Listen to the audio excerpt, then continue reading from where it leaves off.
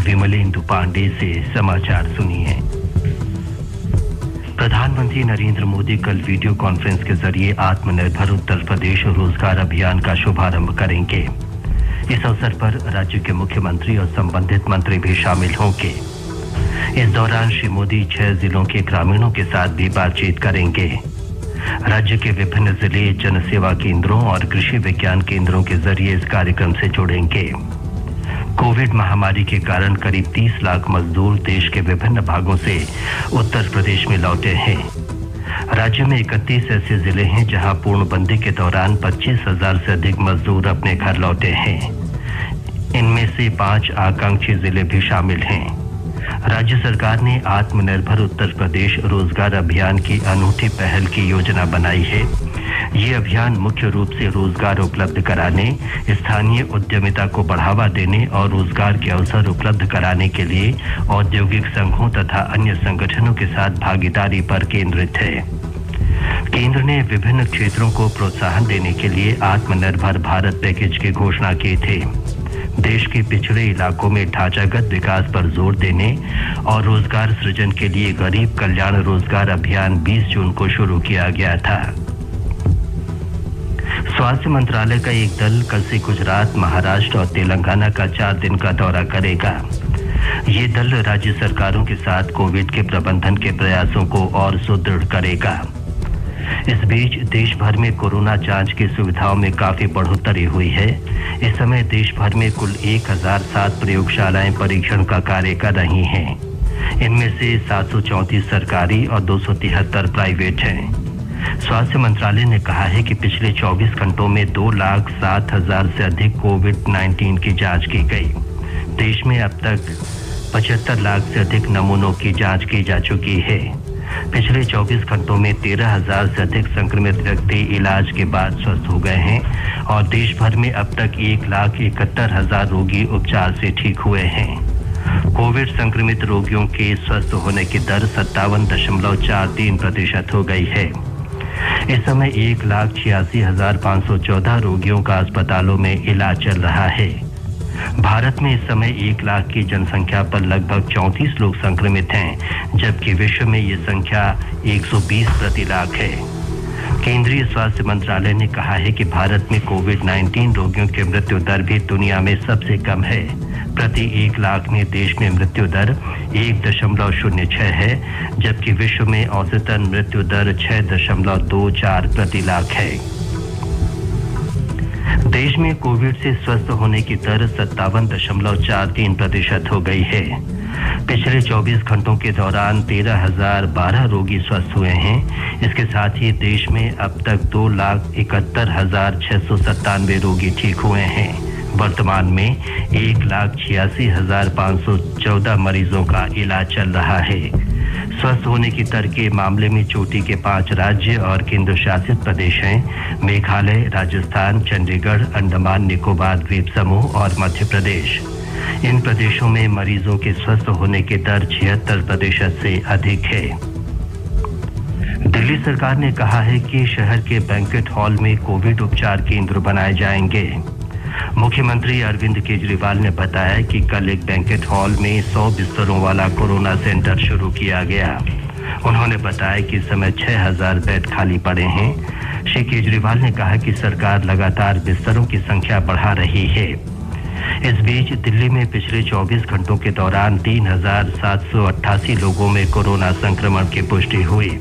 इसके साथ ही संक्रमित लोगों की कुल संख्या 70,390 हो गई है।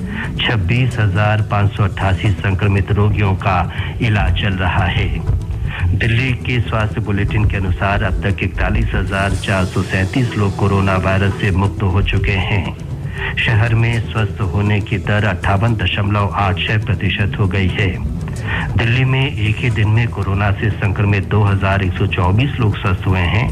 64 और लोगों की मौत के साथ कोविड से मरने वालों की संख्या 2,365 हो गई है। ये समाचार आकाशवाणी से प्रसारित किए जा रहे हैं। आकाशवाणी से विशेषज्ञों की राय श्रृंखला के तहत कोविड-19 पर प्रमुख डॉक्टरों की सलाह प्रसारित की जाती है। नई दिल्ली के अखिल भारतीय आयुर्विज्ञान संस्थान एम्स में मनोचिकित्सा विभाग के प्रोफेसर डॉक्टर नंद कुमार ने सलाह दी है कि लोगों को घरों में रहकर अपने परिवार के साथ समय बिताना चाहिए और योगाभ्यास करना चाहिए। जब भी कोई महामारी आती है तो इसका असर कुछ दिन तक रहता है और धीरे धीरे खत्म हो जाता है, लेकिन हमें ये समझने की जरूरत है कि ये वक्त निकल जाएगा। लेकिन एक कठिन वक्त होता है और इस कठिन वक्त के समय हम कैसे अपने आप को संभालें, कैसे परिवार को संभालें, ये शायद हमें समझने की जरूरत है। एम्स की डॉक्टर अवनीता अग्रवाल ने लोगों से अपने घरों में ही रहने की सलाह देने के साथ साथ महामारी के प्रति लापरवाही नहीं बरतने को कहा है। Coronavirus may be invisible, but the number of people affected are very much visible, and the numbers are increasing from day to day. Don't be negligent. Please stay at home. Brihan Mumbai Nagar Nigam BMC Mumbai के 6 उत्तरी उपनगरीय क्षेत्रों में Dharavi model लागू करेगा। इस बीच धारावी और वर्ली जैसे कुछ प्रमुख हॉटस्पॉट इलाकों में महत्वपूर्ण सुधार के संकेत हैं। धारावी को अक्सर एशिया की सबसे बड़ी झुग्गी बस्तियों में से एक माना जाता है। वहां कल केवल 10 लोगों में संक्रमण की पुष्टि हुई। ब्यौरा हमारी संवाददाता से। मुंबई के कुछ उत्तरी उपनगरों में कोरोना संक्रमण को नियंत्रित करने के लिए धारावी मॉडल को लागू करने की योजना में BMC टीमें प्रति वार्ड कम से कम 10,000 घरों में स्क्रीनिंग करेंगी। इसके अलावा प्रत्येक कम्युनिटी स्वयंसेवक 100 घरों की जांच करेगा। BMC के अनुसार आने वाले सप्ताह में बोरीवली, कांदीवली, दहीसर, मलाड, अंधेरी पूर्व और अंधेरी पश्चिम में लगभग 25 लाख लोगों की स्क्रीनिंग की जाएगी। उच्च जोखिम वाले व्यक्तियों का परीक्षण करने के लिए 27 जून से रैपिड टेस्टिंग किट का उपयोग किया जाएगा। आवश्यकता पड़ने पर रोगियों को स्थिर करने के लिए ऑक्सीजन सांद्रता उपकरण भी इन वार्ड में उपलब्ध कराए जाएंगे। साथ ही 50 मोबाइल वैन तैनात की जाएगी। गैर सरकारी संगठनों को भी इन क्षेत्रों में मदद के लिए बुलाया जाएगा। इसके अलावा प्रत्येक वार्ड में एक दवाई का मोबाइल क्लिनिक और 7 से 8 डिस्पेंसरियां होंगी, जिनका उपयोग मरीजों की स्क्रीनिंग के लिए किया जाएगा। निवेदिता, आकाशवाणी समाचार, मुंबई। पश्चिम बंगाल सरकार ने राज्य में लॉकडाउन को 31 जुलाई तक बढ़ाने का फैसला किया है।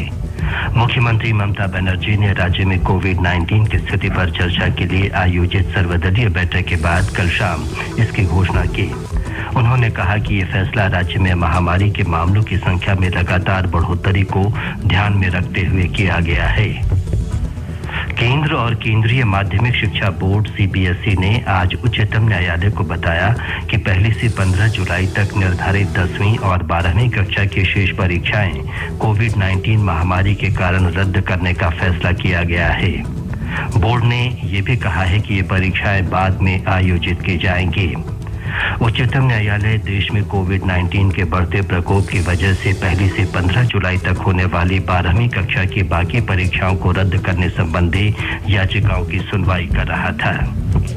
आकाशवाणी का समाचार सेवा प्रभाग आज फोन इन कार्यक्रम में कोविड-19 पर एक विशेष परिचर्चा प्रसारित करेगा।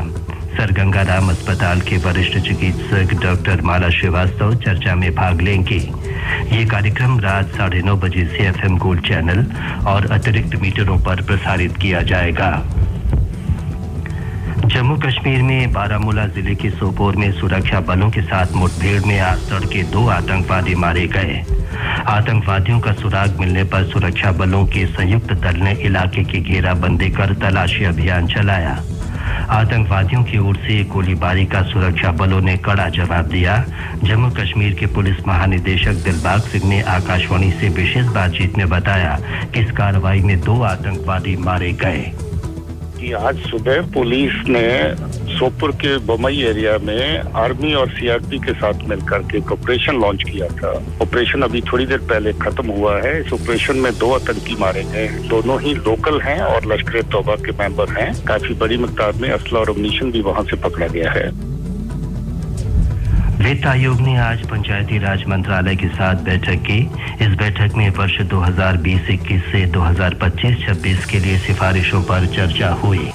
केंद्रीय ग्रामीण विकास मंत्री नरेंद्र सिंह तोमर के नेतृत्व में पंचायती राज मंत्रालय के साथ वित्त आयोग के अध्यक्ष NK सिंह ने चर्चा में भाग लिया। इसके साथ ही ये समाचार बुलेटिन समाप्त हुआ। तमाम दिन भर की खबरों के लिए चैनल को सब्सक्राइब करें और वीडियो को शेयर करें।